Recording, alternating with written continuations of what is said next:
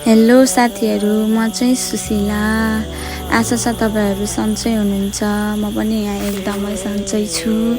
अनि आजभोलि चाहिँ म घर आछु नि त, नेपालगञ्ज बस्थे अनि आजभोलि घर आछु। सो मैले कहिलेदेखि यस्तै भिडियो बनाउने भनेर सोचिरहेको थिएँ, तर पाइरहेको थिएन के। अनि पाइरहेको पनि थिएन अनि आउँदा पनि आउँदैन। कहाँ राख्ने, फोन कहाँ अड्डाउने, कसरी बनाउने भन्ने हुन्छ नि त। त्यस्तो भइरहेको जसो तसो आज बनाइहाल्छु भनेर चाहिँ आज चाहिँ भिडियो बनाएँ मैले।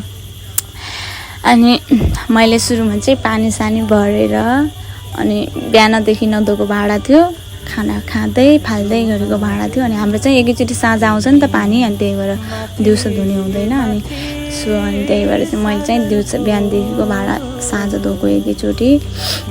हाम्रो चाहिँ घरमा नलका छैन, अनि नलका भएको भए मोटरदेखि पानी आइहाल्थ्यो। अनि त्यही भएर अब नलका छैन अनि हामीले चाहिँ खानेपानी जोडेछौँ कि खानेपानी चाहिँ साँझ र बिहान मात्रै आउँछ। अनि बिहान चाहिँ अलि छिट्टै उगो भइहाल्छ, सुकिहाल्छ पानी चाहिँ। बेलुका चाहिँ अलि साँझसम्म दिइराख्छ पानी, थोरै भए पनि साँझसम्म दिइराख्छ पानी। अनि मैले चाहिँ भाँडासाँडा धोएर टक्क लाएर मिलाएँ। अनि सबको यस्तै हो कि हाम्रो मात्रै हो कि भान्सा घर जति सफा गरे पनि फोहोर भइहाल्छ कि, एकछिनमा फोहोर हुन्छ कि जति सफा गरे पनि। हाम्रो चाहिँ घरमा मान्छे धेरै छौँ नि त, अनि त्यही भएर भान्सा छिट्टो फोहोर हुन्छ कि। खाना हाल्दाखेरि पनि सबैले आफैले हालेर खान्छन् अनि यताउता पुगिदिन्छन्, अनि त्यही भएर पनि फोहोर हुन्छ कि। अनि यस्तो फोहोर भइरहेको थियो। अनि मैले चाहिँ भान्सा बढाडेर यसो सफा गरेँ, टक्क लगाएर सफा गरेँ। अचार हालेको डब्बाहरू पखालेर राखेँ। अनि त्यसपछि कपडा धुन थियो, म चाहिँ लाग्यो कपडा धुनतिर। अनि कति दिन भइसक्यो त्यो कपडा भिजाएको पनि धोकै थिएनौँ कि, लाउँदै फाल्दै धुन्छु भन्दै धुने टाइम नै भएको थिएन। अनि आज चाहिँ म दिनभरि सुतेर अनि अघि भर्खरै 3-4 बजीतिर उठेर बल्ल मैले चाहिँ कपडा सपडा त्यता त गरेको क्या।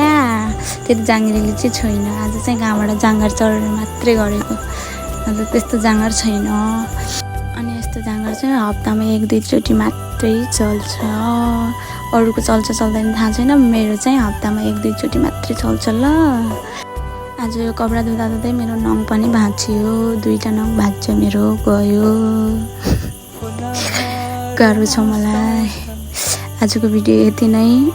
यसको पार्ट 2 पनि छ है, कपडा धोएर पखालेको पनि छ त्यहाँ। त्यो भिडियो पनि हेरिदिनु होला। यहाँसम्म हेरिदिनु भएकोमा थ्याङ्क यू सो मच। आजलाई यति नै मेरो भिडियो। By by.